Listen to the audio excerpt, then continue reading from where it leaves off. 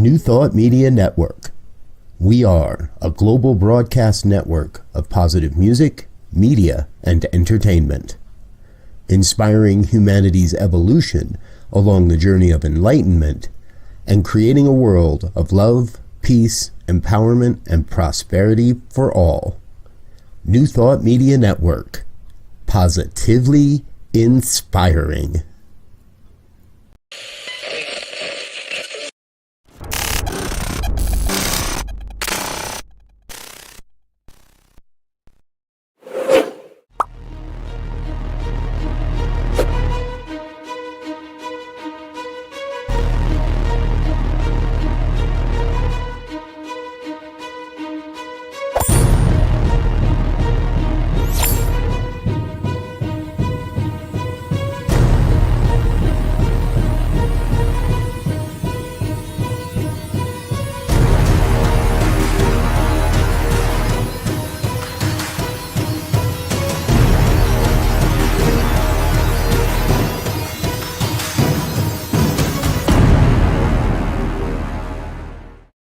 And hello again, dear ones. Reverend Robert with you here on a Friday evening. It's the good news here on the New Thought Media Network. Thank you so much for being with us. I love you, appreciate you being here. Hey, if you're watching live or at a replay, please do like, share, subscribe. Let your friends and family know what we're doing here on the network and how we're sharing the good news and the good word all at the same time. And right now, folks, I will say we're having a drive. Please turn it on YouTube and turn us on YouTube and share with us what we're doing on YouTube. We need all the watch hours we can get right now. We just broke through 1,000 subscribers, and we want to keep that momentum going. And right now, that means we need lots of hours of people watching eyeball time on our YouTube channel. So please share what we're doing. All right. Hey, for those of you that have been with us before, you know that I like to share the good news stories that we can use and talk about throughout the weekend and going into our week. This next one is kind of like, okay, we get it now that the planet really, or let's say the people, leadership of the planet are really taking the idea of being carbon neutral or carbon negative, perhaps even, very seriously. What you're looking at here is a carbon capture project. Now, in the past, we've reported on more and more of these projects. And but it wasn't that long ago where we didn't hear of these types of projects. Well, that's because more are coming online and are in the works to move forward all the time. Now, this is according to a think tank, Global CCS Institute. They study carbon capture and storage, and what they're saying is that there's a 44% increase in projects entering the pipeline over the last 12 months. Jared Daniels, their CEO, believes the outlook for climate change has, quote, never been more positive, with a total of 196 commercial projects in the project pipeline. Now, that's 30 projects are operational, 11 that are under construction, 153 are in development. So we got a lot going on, but we need that capacity to ramp up. Now, with 60 new facilities being added in 2022, that shows we have in development right now on paper up to 244 million tons of carbon capture per year. I know it sounds like a lot, and maybe it's we're going to say this is a good story because we've got to figure out something to do if we're going to make it to, if we're going to change what's going on. And electric cars, while they're great, are not going to be enough. However, that's our next good news story of the evening.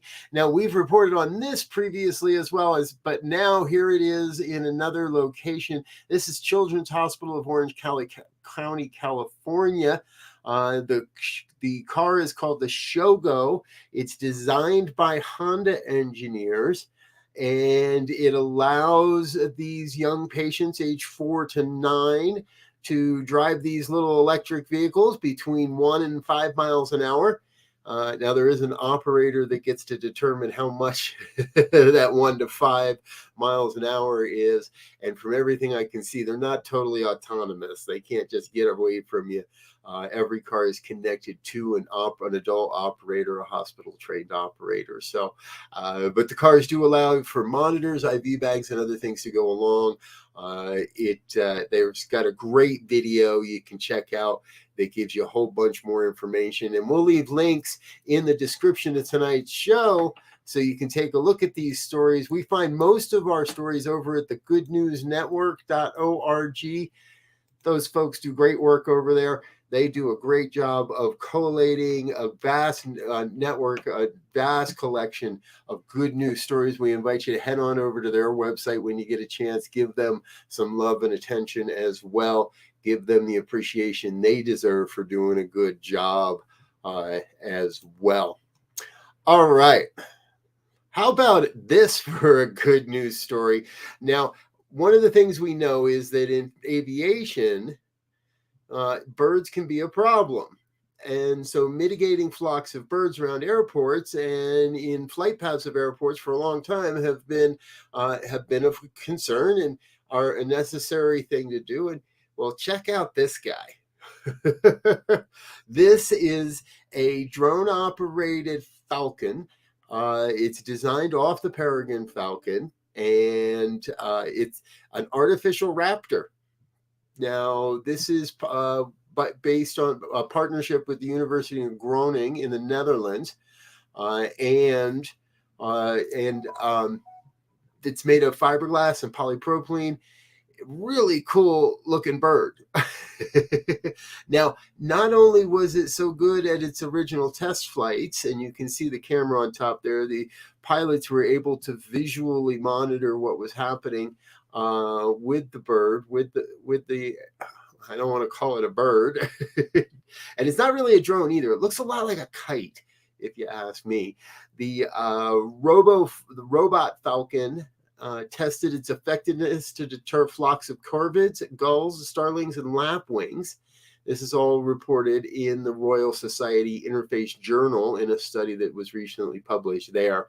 In their field test, we tested the effectiveness of the robot Falcon to drive away bird flocks by measuring the proportion of the flocks that drove away, how fast fields were cleared from flocks, how long it took for them to return, and whether habituation occurred. The test flights were flown in an agricultural environment around the Dutch city of Workum. The behavior of the birds' flocks was studied upon exposures to the RoboFalcon, to a normal drone, and in control trials without any disturbances. Well, the Falcon did the best, and in some cases kept flocks away for up to 3 months before they returned to those fields as well. Now, that might be a thing we want to keep an eye on, but that's I think just one of those fun stories, folks. Here we are, keeping the fields free by robot falcons. Interesting times we live in. Hey, one of the other really interesting stories that crossed my desk this week, I found over again at our friends at the Good News Network, is about a groundbreaking patient in the world of cancer. Now, this is a pretty hefty story, and it does require a little bit of an understanding of genetics and what's going on with the human genome, and for privacy of the person involved, there is no mention of their name. They're just referred to as the patient. The photo I'm showing you is of Carolina Villarroya and Marcos Malumbres. I do hope I'm getting those somewhat close, folks. These are the researchers who have been studying this. And without going into too deep a depth, what's been happening is the patient involved has a hereditary mutation at a gene called MAD1L1. MAD1L1. Rather interesting. This gene mutation means that this patient has had progressively unique and wide-ranging cancerous tumors over their lifetime. And this is helping in that these two researchers not only are able to now kind of help to identify what has happened with this patient, and at this point, the patient is the only known patient to have this condition. However, now that we're aware that it is a genetic mutation, they do say that chances are very high. There are other people that have this as well, and we may or may not recognize them as having this mutation at this point. Pretty hefty stuff, but this is good news overall because this opens the door, these researchers believe, to be able to look at how to help identify these types of mutations much earlier in life, and perhaps even be able to change the mutation or at least counteract for the patient's sake. Pretty important stuff here on the New Thought Media Network. And hey, folks, if you know of a good news story that you'd like us to cover, if you have something you think we should talk about, let us know. Send us an email. goodnews@ntmedia.org. I usually have a banner for that. There it is. Good news at ntmedia.org. Send us an email. Let us know what good news stories you found, and perhaps we'll cover them here on the show. And if you'd like to come on as a guest host and share the microphone with us and share the camera and present the good news with us and share the good news you've found, again, drop us an email. We'd love to hear from you. Hey, we're going to take a real short break. Let me take a quick sip of water and come right back with more good news in just a moment. Don't go away. We'll be right back here on the New Thought Media Network. Stay tuned.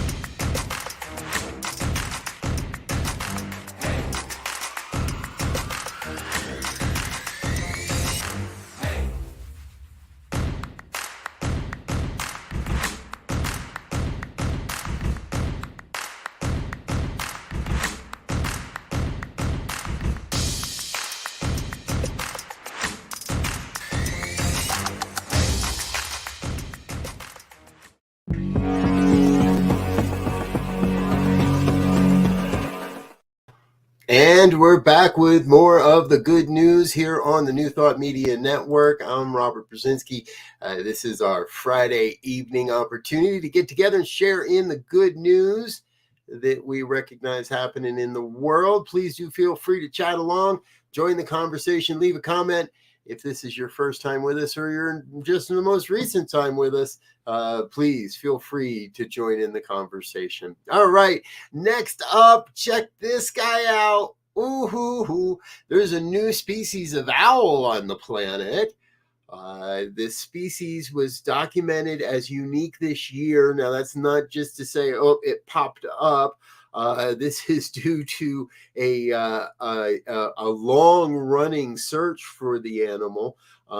Researchers believe the Principi scops owl is found exclusively on Principi, a tropical island off the west coast of Africa in the Gulf of Guinea. Suspicions of its occurrence, of its life, gained back traction back in 1998. However, researchers didn't seriously start looking for it until 2016. It's called Otis bicogilla, and the Bikegilla, and Bikegilla was chosen to honor Siciliano da Bom Jesus, nicknamed Bikegilla, He was a former harvester of gray parrots in Principe Island and became a guide and eventually a ranger for the nature park after the pet trade practice was outlawed.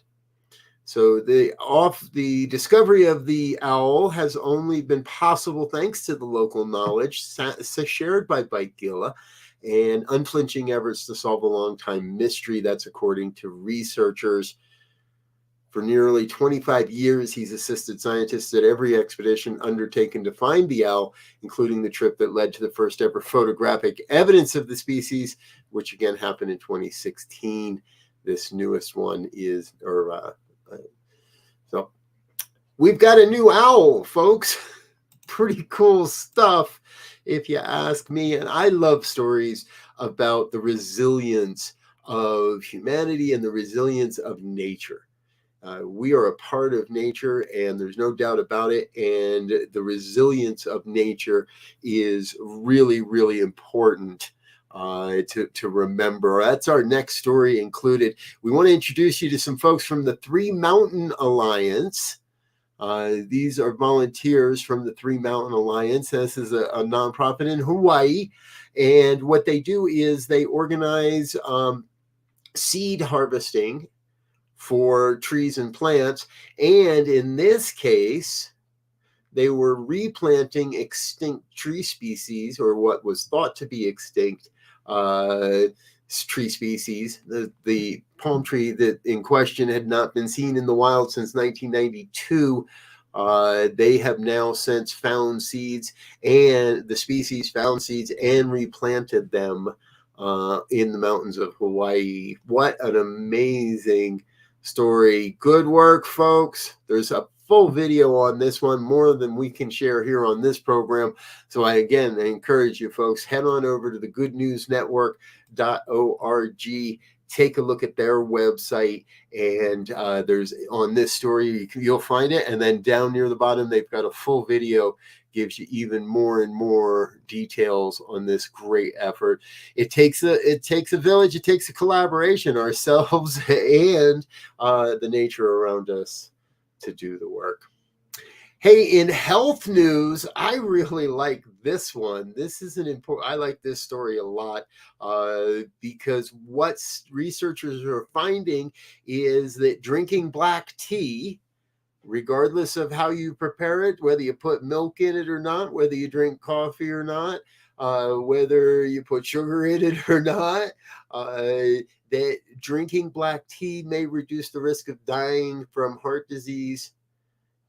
And this is based on data of nearly 500,000 people ages 40 to 69. People who drank 2 or more cups of black tea per day were found to have 9 to 13% lower risk of an early death from cardiovascular disease or stroke compared to non-tea drinkers. Now, I'm a tea drinker. Those of you that watch any of my programs know I've often got a hot cup of black tea nearby, and so I like this story a lot.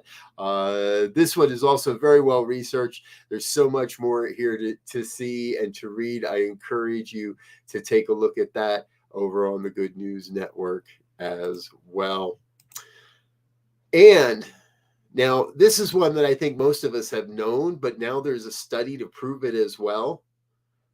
Pomegranates.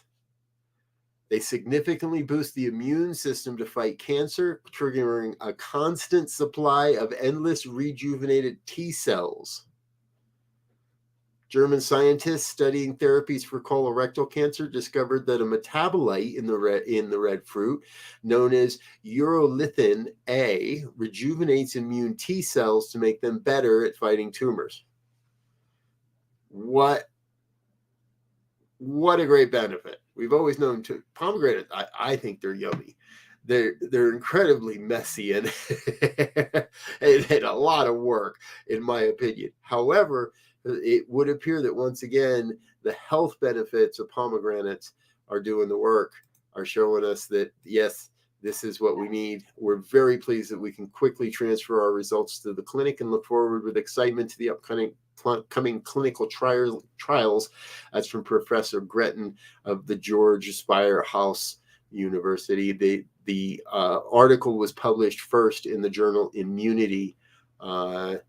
This is a great step forward. And good news, we've got another good reason to go out and get yourself a pomegranate, have yourself something tasty to eat. Hey, folks, we're going to take another quick break, say hello, and thank you to some of our sponsors and committed givers. Please don't go away. We'll be back with one more segment of the good news here on New Thought Media Network coming right up. Stay tuned. Stay with us. We'll be right back.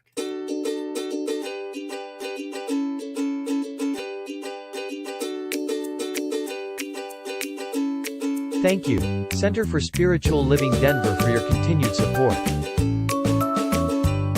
Thank you, Center for Spiritual Living Midtown Atlanta, for your monthly contribution. Thank you, Center for Spiritual Living North Jersey, for your monthly contribution. And please help us welcome Om Center for Spiritual Living in La Mesa, California. Thank you for your monthly donation. Thank you, Center for Spiritual Living Seattle, for your most generous donation. And a special thanks to Hefferlin Foundation for your generous technology grant.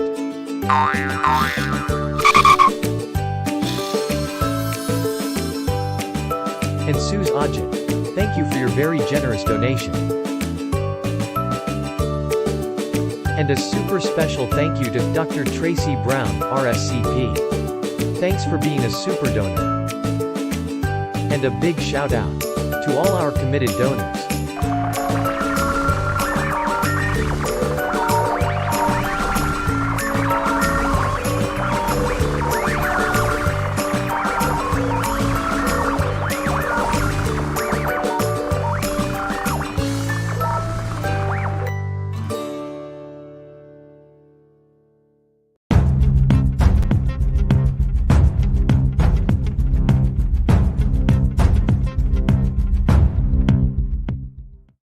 And we're back with more of the good news here on the New Thought Media Network. I'm Rev Robert. Thank you for being with me on a Friday evening. Hey, it was Halloween. I think you might recognize that. And our next story, I want to introduce you to Kieran King and his family. Now, yes, that is a giant, huge spider behind him and his family. Kieran and his family live in England, and for the past number of years, Kieran's been decorating the house. Every year, he said it just got a little bit bigger and bigger, and he'd have different skeletons, and the giant spider is kind of a new idea, and he's spending a bit of money out of his own pocket. But last year, people started offering him money because of what he had done. So he turned it into a fundraiser for a local children's hospice. We'll make sure that there's links in the show notes for this so that you can find this over at the Good News Network. And he set up a giving page. Last year, they were able to donate over $3,000 US to that local hospice. This year, he's going bigger and stronger. That is Kieran dressed up as Hagrid.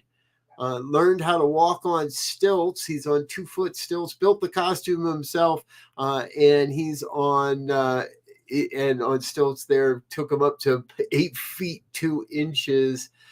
He says the whole thing is really an activity for the kids. Exactly, Kieran. Thank you for being in the spirit. Thank you for being one of those adults that's willing to have some fun with what you do.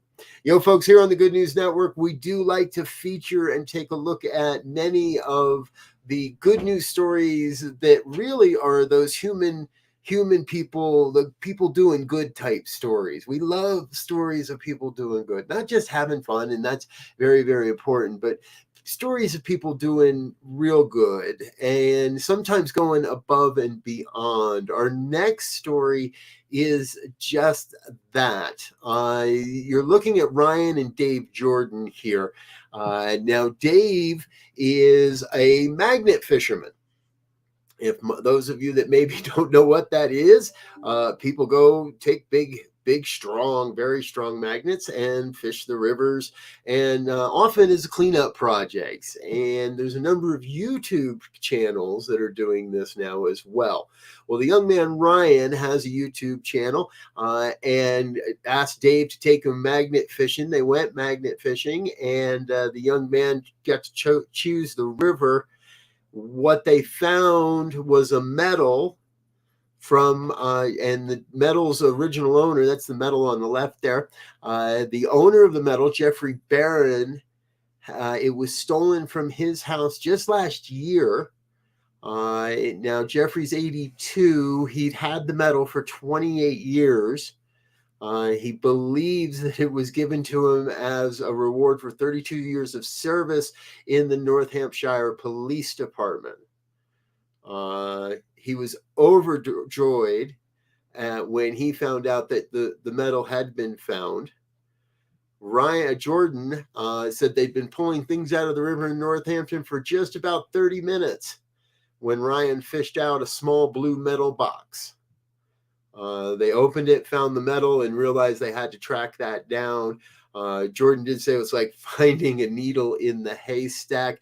However, and that was just the finding. The medal had Jeffrey's name and badge number engraved in the back. So it was very easy to track him back down and get him the medal returned. Congratulations, gentlemen.